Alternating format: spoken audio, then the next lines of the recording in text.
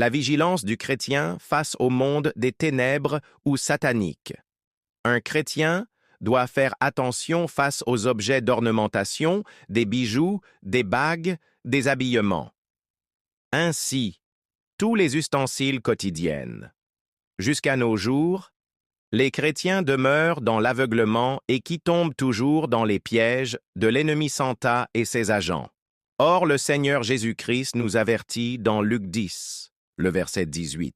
« Je voyais Satan tomber du ciel comme un éclair. » Ce qui signifie que Santa n'est pas tombé du ciel pour faire du bien sur la terre parmi les peuples ou créatures de Dieu, mais pour les détruire et les transformer en opposants du royaume de Dieu à travers la séduction et l'hypocrisie.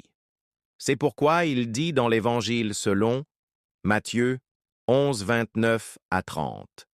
« Prenez mon joug sur vous et recevez mes instructions, car je suis doux et humble de cœur, et vous trouverez du repos pour vos âmes. Car mon joug est doux et mon fardeau léger. » L'apôtre Paul continue dans Actes 15, 10. « Maintenant donc, pourquoi tentez-vous Dieu en mettant sur le cou des disciples un joug que ni nos pères, ni nous n'avons pu porter? » Également dans 2 Corinthiens 6, 14, 16, 17.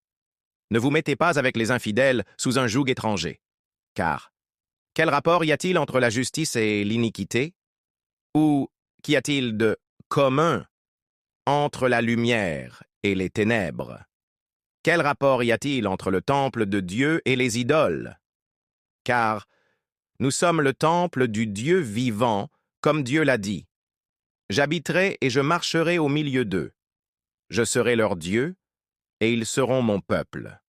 C'est pourquoi, sortez du milieu d'eux, et séparez-vous, dit le Seigneur. Ne touchez pas à ce qui est impur, et je vous accueillerai. » Et aussi dans Galates 5. C'est pour la liberté que Christ nous a affranchis. Demeurez donc fermes, et ne vous laissez pas mettre de nouveau sous le joug de la servitude. Et enfin, dans 1 Timothée 6, 1. Que tous ceux qui sont sous le joug de la servitude regardent leur maître comme digne de tout honneur, afin que le nom de Dieu et la doctrine ne soient pas blasphémés. Donc, bien-aimés, un chrétien doit être vigilant, éveillé, sage et spirituel par les enseignements, la lecture de la parole de Dieu,